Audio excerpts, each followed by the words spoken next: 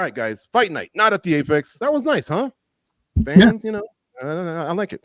So, but that 7 p.m. start with 14 fight card slate, that one kind of hurts. Let's start unpacking the big ones here. In the main event, Manon Fiorot cruised to unanimous decision win over Erin Blanchfield. These are top dogs in the women's flyweight division. She possibly, I don't know, solidified herself as the next title contender once Alexa Grasso and Valentina Shevchenko 3 takes place.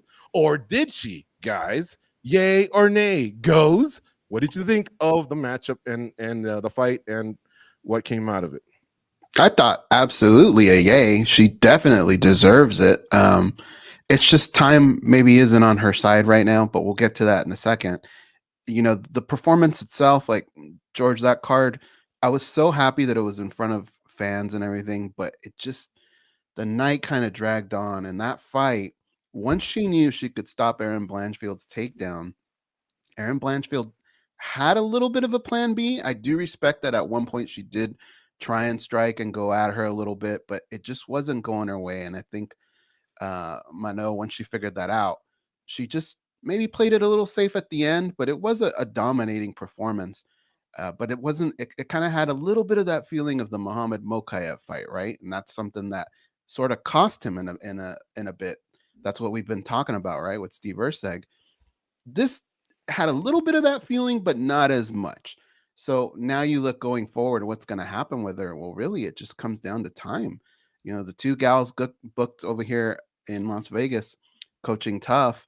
That's going to throw a little bit of a wrench in her plans. And normally, when people sit around and wait for things, it doesn't always work out in their favor. So if I'm in her corner, if I'm her management, I feel terrible saying it, but I think she probably needs to take one more to stay active, especially going into a big title fight against whoever comes out of Shevchenko and Grasso. Those are top dogs. Like, you want to be sharp.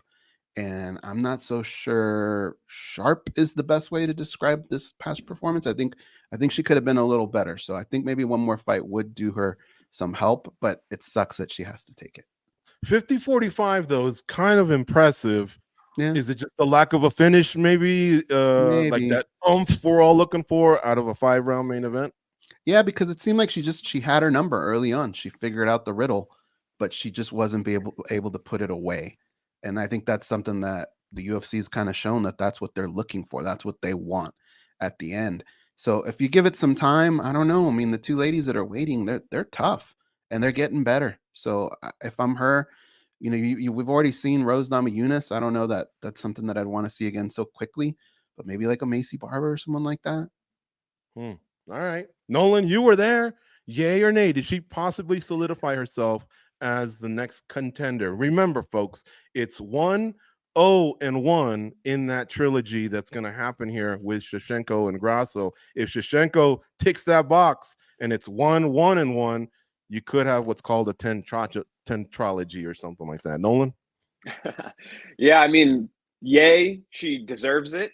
Nay, should she solidify it? No. I mean, anytime that the UFC is in this sort of position where they're looking to book contenders, I don't think that they're necessarily, unless you are Sean O'Malley, that they're going to have you, be cool with you sitting out on the sidelines for a year and not taking fights, especially when there are other contenders that you haven't fought in that division. So while I think she very much deserves it, I think her claim before the fight about having essentially taken multiple title eliminators at this point, I do think that's accurate. I do feel like she's probably going to have to fight again. I know the UFC has an event rumored for the end of the year or the second half of the year in Paris. Will they want to put her on that? Will that kind of twist her arm a little bit to compete again? I'm not sure. But if I was her team, depending on, again, how much the financials play into it, like I disagree with Goes. I think I would want her to sit out. Like, I think the guaranteed money that comes from a title fight, from getting that title challenger pay bump, would be super worth it. And obviously, I don't think that the UFC, like you just mentioned, George, if we ended up in a scenario here where it was 1-1-1, I can't imagine them running it back immediately again. But maybe they would. So it is a very tricky situation. I think that the odds say that she will have to fight again. But if this was a different time, a different division, a different time in the division, she would probably be the one fighting for the belt next. Mm-hmm. Danny, you're the tiebreaker here, man. What are your thoughts? We got a lot of interesting pieces here because France is popping. You can tell it hasn't blown up like other countries, like Mexico, for example. And Mexico, of course, is now that's Grasso. She's the top dog for that country with Brandon Moreno stepping aside. We'll get to that in just a second. Yair's lost a couple in a row. They haven't developed the next big star. So, what do you think, man? What's the right play here? Man, this is a bit of a headache because even before this fight, you had multiple people that deserved a title shot. That if you were to give them a title shot, there would be no complaints because they would have done enough by that point, right? I think before this fight, Fiorot deserved a shot. I think before this fight, Blanchfield deserved a shot. I think Macy Barber deserves a shot right now. But because we have those two ladies, Grasso and Shevchenko, fighting at the top continuously because of the results, now the top contenders are going to have to fight each other. Look, this is such a tough one. Goes makes an excellent point. I know inactivity can be a big detriment to a lot of fighters, but if you look at Fiorot, man, she's 34 years old. If she were to lose, I don't know how much time she has for another run to make it for the belt, especially like a prime Fiorot. So I would suggest that she would sit out. I know the rumor show in Paris could be a thing, but look, title fights are way more important than fighting in front of your home crowd, in my opinion. So I would just campaign for the backup role, hope that maybe something happens to somebody, not terribly, but at least so they can slide in and end up fighting for the title in September. And if not, be right there to fight the winner and hope that Grasso beats Shevchenko just so there will be no fourth fight. But I would suggest her to sit out because if you look at her record, you know, she beat Tabata Ricci. She beat Mayra Bueno Silva, who just fought for the belt. She beat Jennifer Maia, Kaylin Chookagian, both former UFC title challengers. Rose Namajunas, former champion, and now Erin Blanchfield, top contender. I don't care who you are. Yes, Fiorot is good, but if you keep fighting ladies of that level, you're throwing the dice every time. And we know there's always a factor of luck in these fights. And I don't know how much she can keep that factor at bay. I mean, she's fought already several top girls, and she's come out the winner. So I would suggest her to sit out. Title shots don't come often. She's clear the number one contender at 125. So sit out, wait your turn, hope that something happens, and yeah, see how the cards play out. Would you guys not have her as the favorite against Barber? Man, Barber's looking really, really good. And something that I didn't like about this main event, and I think a lot of people kind of agreed, it wasn't that much of an exciting fight. It just felt like the first round kind of just played over 5 times. There wasn't really much of a difference between each round. It was just kind of like the same 5 minutes playing like over. A Floyd Mayweather fight or something. Yeah, Barber is someone that if Plan B doesn't work, if Plan F doesn't work, she'll find Plan B, find Plan C, and if Plan B doesn't work, she'll make it work. Like she's someone that's just a hammer and is a very dangerous fight. And man, she's highly motivated right now. She's on a 6-fight win streak. I would advise her against fighting Macy Barber. I would probably have her as the favorite, but man, that's such a tough fight. She could definitely lose that one. Yeah, I think I would honestly, I think I would favor Manon at this point. I'd have to go back and watch maybe a little more tape. But even though the fight wasn't, Saturday's main event was weird. I just put it that way. Like Danny said, it was very repetitive. Kind of one of those fights where you're staring and you almost feel like you're just watching a replay over and over again. But I did feel like it was never a question of like who was winning. Like scoring wise, it was very dominant. But in terms of like the means to get that victory, the margin wasn't that great. So it was a weird fight, but I do think what she does is she's very good at what she does.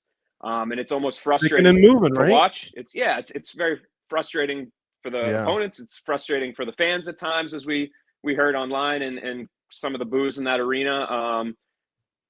So it's a little Wonder Boyish, I would right? favor her though. Yeah. It's in that same category. Yeah. For one, I would try and fight her at the Apex smaller octagon. In fact, maybe you can tell me, was it the 25 or the 30-foot? George, you're rooting to go back to the Apex, man? I know, but I'm just saying that's the only way I would do it with her. Atlantic City fans are great. That was a very cool venue, by the way. The venue was great. Well, half of them were at the Jersey Shore, though, by the end. I mean, that thing went on for like 6 or 7 hours. Yeah, So, but $2.1 million gate too. So I mean, anyways, sorry to I saw red when you started talking about bringing it back to the Apex. well, here's the thing. Macy Barber is on a 6-fight win streak. I love her to death, man. And Danny's right. Plan B, plan C. If one of those plans is the kitchen sink, she'll ask favor. You got the kitchen sink there? I'm gonna hit this bitch or whatever. She is just a gangster, right? But 5 of her 6 fights have gone to a decision. So what is it about her? Is it maybe what I just said? She's just scrappy. She's connecting with the fans, and we're actually introducing her as a potential derailer of Manon Fiorot's plans. And then when you hear what Danny said about who she's gone through, it's like, damn, respect. Like, why are we messing with Fiorot's run at the title? How do we explain this? I mean, the performances have to be big. I mean, look at what's happening at 145 at men's, right? Like Evloev is clearly just racking up these wins. He's really good. And then they even asked Gideon, and he's like, yeah, he's killing it. He's good. He's on a crazy win streak, but you got to show us more. You got to excite us. Like at the end of the day, the UFC is trying to put on a show. That's their product. They're trying to sell pay-per-views. They're trying to entertain the fans on a Saturday night. And Fiorot, very, very skilled fighter. At times has given us some moments, but you can't compare it to the madness, to the craziness, to the chaos that Macy Barber brings. I mean, just look at that Amanda Ribas fight again, and that finish. I mean, she's just on fire, and there's a level of meanness about her that I think a lot of people appreciate it, whether you're a fan or not, as far as Macy Barber herself. But her fighting style, it's undeniable. I mean, it's super exciting, and it's what people want to see. I do want to make a point. I know you're not asking this, George, but it was a bit of a revelation for me on Saturday. I feel like this has been my division. I've said it multiple times on this program that this has been my favorite division in the women's side for quite some time now. And part of it is because it's so competitive. Like you can see so many of these ladies being champion. You can see that, they're all pretty evenly matched.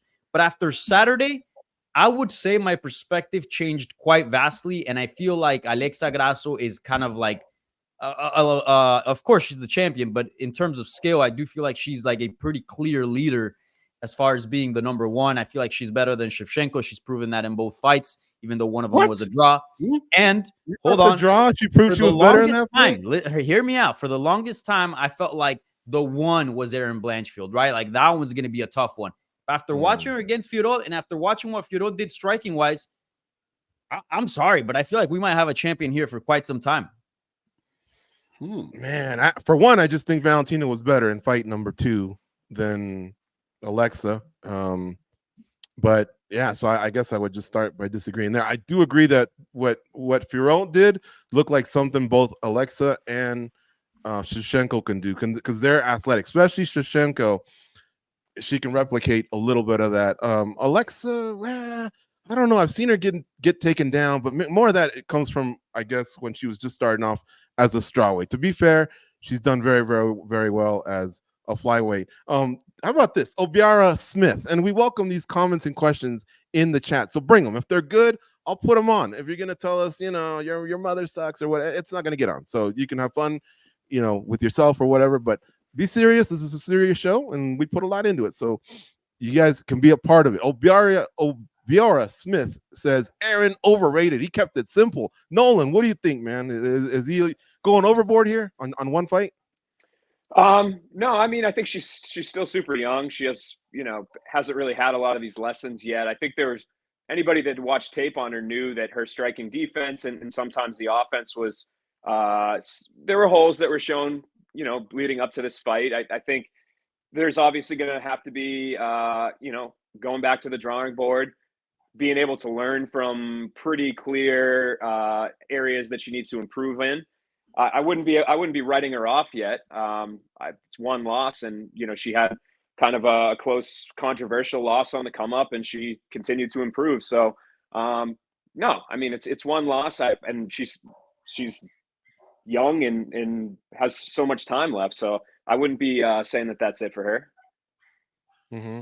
Joseph Boza says, I heard and saw online, no joke, that Manon was being compared to Ian Machado Gary. Is that fair, Goes? No, look, overrated to me is like a very strong word. I think it's just safe to say that we all saw her performance and said she still has work to do.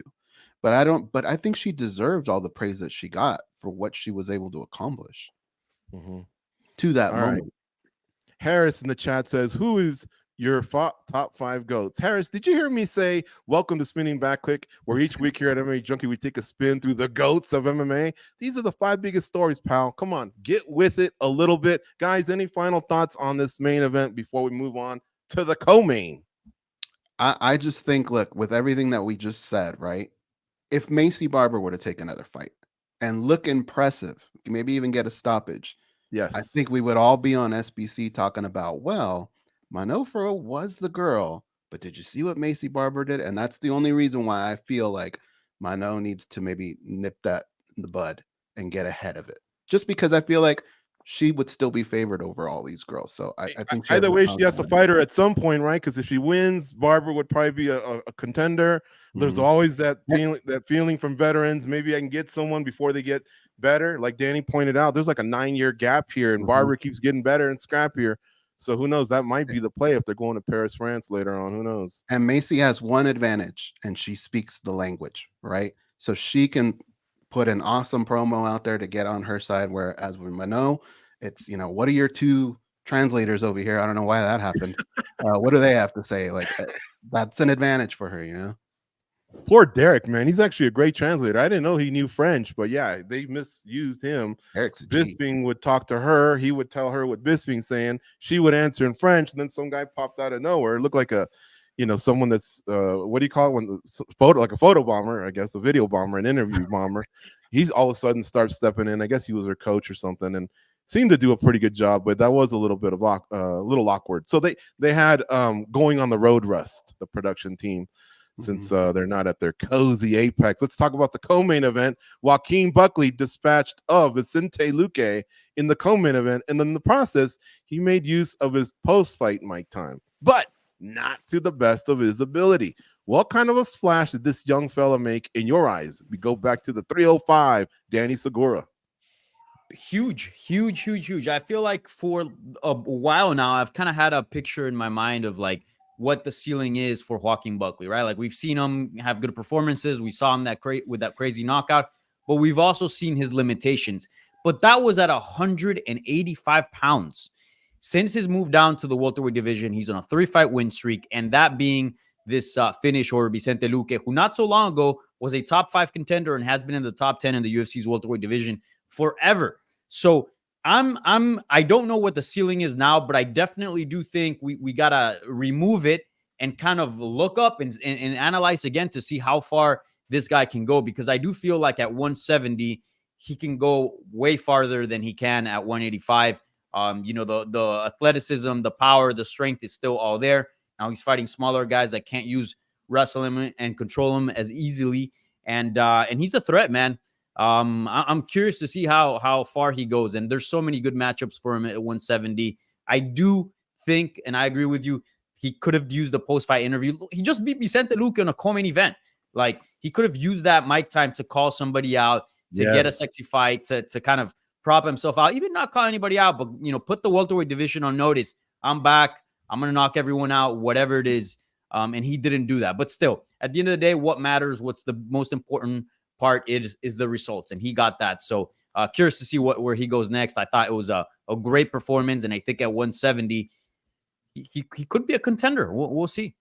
He gave us the location. He wants to go to St. Louis. It's 6 weeks away, so it's feasible. He didn't look like he took too much damage in this fight, but yes, give us the name. Let that hit some traction. By the time you get back to your post-fight, they're asking you about the guy's response, whoever it was you called out. You had an Ian Gary, a Colby Covington, whoever. There's some layups MVP. out there, man.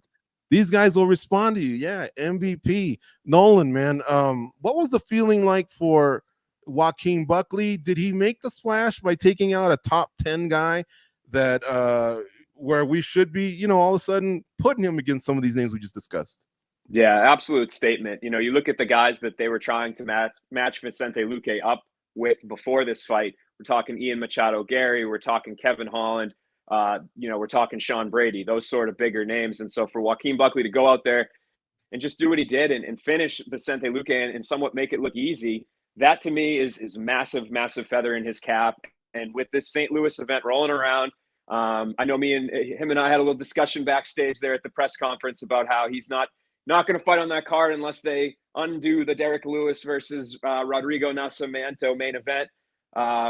We know the UFC is not going to do that probably, but we've seen them put 5-round co-main events recently. They did one in Austin. I don't think there would be a better time for the UFC to get on the Buckley train than right now. Put him in a co-main event, maybe do it 5 rounds if the right opponent's there. You got to put him on that card. I think it would really take his stardom to the next level. Watching that for people that aren't familiar with him to kind of see that crowd get behind him and have him have a big marquee matchup. It's just, that seems like a layup to me right now, especially where people are maybe not as thrilled with the St. Louis co-main event as they'd like to be. So make this card deep, give us another good fight at the top there. Even if it's not the main event, maybe a 5-round co-main if the right opponent's there. But yes, it's Buckley's time for a marquee matchup. He stepped up. He's been asking for a top 10 fighter. Go to his Instagram. There's everybody's face from the division is on some sort of call out post. So for him to get it and go out there and show that he is a top 15 fighter in this division, I think he's earned himself the opportunity to get a little bit more promotional push and be put at home in a big fight in front of his home crowd. So Nolan, help the guy out a little bit. Who do you think? Put it out there. Who do you think would be a great matchup for him? I love what you just said. A 5-round co-main event in St. Louis for Joaquin Buckley. Who would make the most sense that would get the crowd out of their seats? Well, I mean, the Kevin Holland fight I thought would have been great to revisit at this point, but I asked him about that, and he doesn't seem necessarily that interested in that. So I don't know, man. I mean, if you look at the somewhere in the the 10 to 15 range, somewhere in the 8 to 15 range, whoever's available. Sean Brady comes up in my brain, but I don't necessarily think that would be like the most thrilling matchup for the fans. Just stylistically.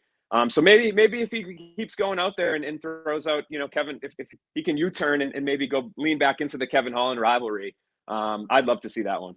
I want to throw a couple of names out there. Sure. I think the MVP matchup is great, and I think the guys in the comments can agree. I think a lot of people are throwing that name out there. And another matchup that I would absolutely love, Jeff Neal. I think that would be a fantastic fight. Good one too. That is good. Those are good names. Goes, I want to focus a little bit on Vicente Luque. This guy's been in the top 10 for a long time, man. Punching the clock, but he has lost 3 of his last 4. I wouldn't go so far as I sit to pee. Nice to see Elvis Johnson in the chat. He says rigged fight. Can't explain why Luque just fell and laid there. I mean, I don't think it was a rigged fight. I know they're in an area of monster land. I get the joke.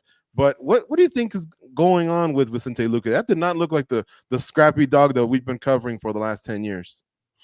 Yeah, I mean, sometimes fighters just kind of age overnight. The comment about throwing a fight. No, we didn't throw the fight. But what you can say and what has been kind of tossed around was when you just go down and cover up that way. Look, man, 3 years ago, maybe you get a pass. But now we know that if that's all you're going to do, that fight is going to get stopped. So if you want to say maybe he was looking for a way out, I can understand that type of criticism, right? The same way today, if a fighter were to say, I can't see, and they stop the fight, you have no right to sit there and go, why you stopped the fight? Like, we all know that's what happens. We all know if you go to the floor and cover up, they're going to stop it. And he just got overwhelmed. And you got to give Buckley a lot of credit, though, too. I mean, that kid's a lot better than a lot of people give him credit for. And he came to fight. Yeah, I know he had a serious injury that he came back from that affected the skull area, bleeding in the brain or something like that, if I'm not mistaken. And I guess it'll always be on my mind if he fights through that mentally as well. You get hit and you feel something, you just never know what somebody who's been doing this for a long time might be thinking at that particular moment. Wish him the best. Like I say, he's been a dog for years. He knows how to finish you with the feet. He's got some great chokes. I was expecting a little bit more of a test for Buckley, but again, without knowing what happened, we just wish him the best. It seems like he's just had a bad run ever since Gary backed out of the fight with pneumonia back in December, and now this. Terrible, but always a fan of that guy.